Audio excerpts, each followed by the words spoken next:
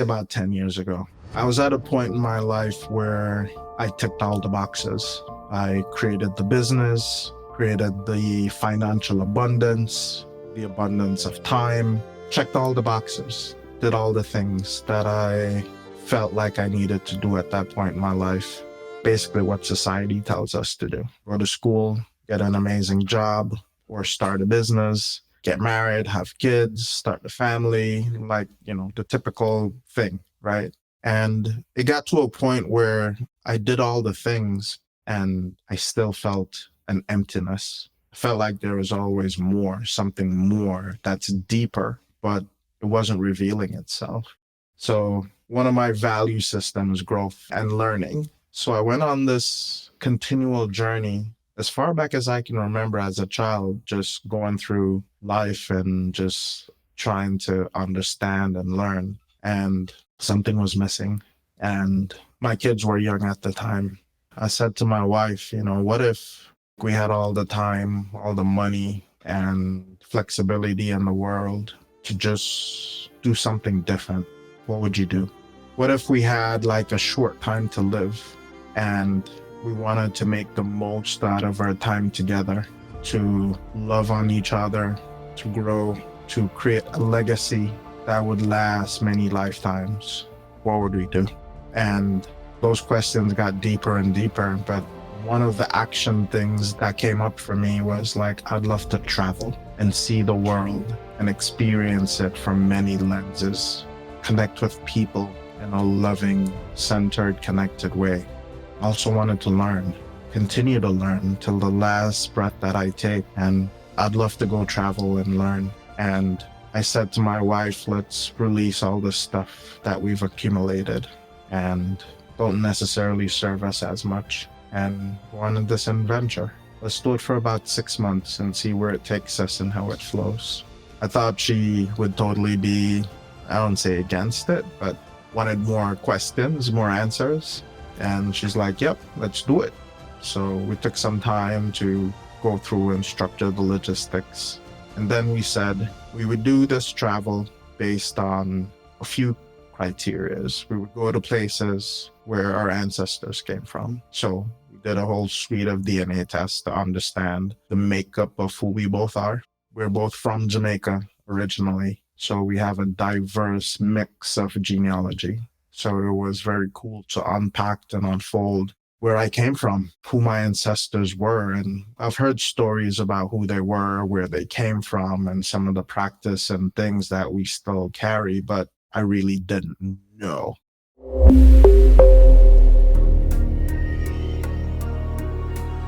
If you're looking for a way to accelerate your transformation, accelerate your growth, and go through these deeply transformative experiences faster, and you would like to work with me directly on a one-on-one basis, I encourage you to connect with me via the link below. In these sessions, we create tailored coaching specifically for you, your goals, and your life path. So with that, we really work on setting what is specifically your roadmap. We get really deep into self-discovery and understanding your true strengths, gifts, and hidden blocks that might be holding you back from the success and the things that you ultimately want to create. So behind the mask, there's a lot of limiting beliefs and things that hold us back. I'm here as a guide. I'm here as a coach. I'm here as a supportive partner to help to remove some of the blocks or obstacles that are in your way that's holding you back. So if you'd love to work with me on a one-on-one basis, you can do so by clicking the link below.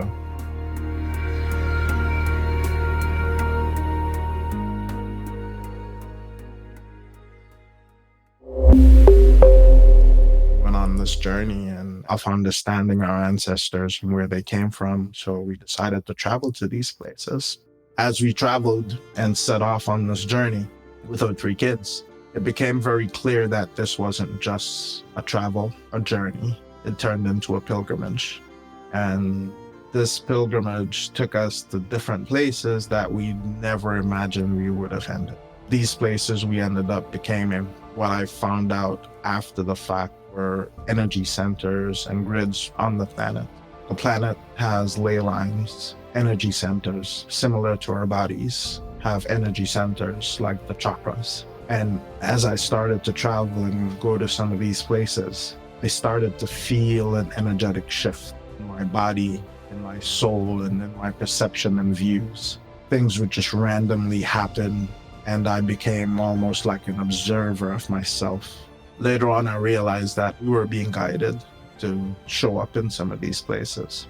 Example, Stonehenge in London, Newgrange in Ireland, the Scottish Highlands, Ghana, West Africa, Kumasi, South Africa, Kenya, Australia. Like, we were brought to specific places. Like, we ended up going to 30 plus countries within what was supposed to be 6 months, ended up being a 3-year journey. In addition to going to these specific places, the other thing that we encountered and became very clear for me is I needed to find an elder in all these communities that I went. And obviously, when you find an elder, it's a matter of paying respects. And once you make this trek and this journey and you pay respects to these ancestral elders, things just open up for you, whether they're doing it or it's just an energetic exchange. But all the connections that's needed in that space is created, and we almost have an immediate family.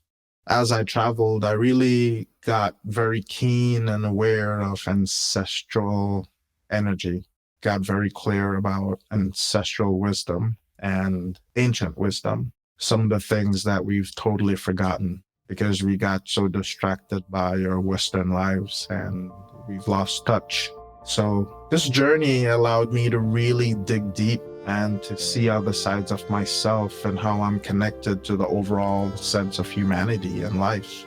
But with this awareness, it also created a lot of internal chaos that just started to unfold.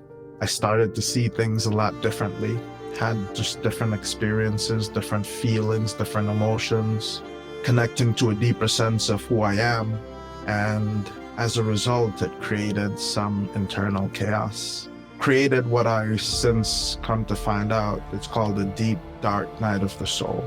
And this is almost like a spiritual reckoning within the soul, within the self, of an observation and a noticing that a lot of things you thought were true ultimately weren't necessarily the truth. So in subsequent episodes, I'll get into more around the deep dark night of the soul, the experience of going to the different places and how they affected the emotions and the spirit, and what I ultimately learned from it from an applicable standpoint and how it shows up in my life now. Ultimately, sharing that with you guys so you can see if it aligns, if it resonates, for you to see if it works for you. So the whole idea of sharing these stories and the journey is obviously to set the frame, to share just overall what the experiences were, to share ultimately what I received from the experience and how those experiences helped me in my own journey. And if you see where it aligns, where it resonates, it's something you can apply in your own life. And secondly, I would also invite everyone to consider the world is large with a lot of unique experiences, a lot of unique energies. And sometimes you have to leave where you are to go out and literally find pieces of yourself that is scattered throughout the globe. And finding those pieces doesn't mean that it's lost, but it's seeing different aspects of yourself and others and being able to bring it to yourself to integrate it. And that just simply means that you're learning, you're growing, you're remembering who you are. And in having these experiences, you'll definitely live a fuller, stronger, more grounded life. And that's a part of the overall human experience, is to have this integration of all the aspects of ourselves. So I'm excited that you're here. I'm really excited that you're here.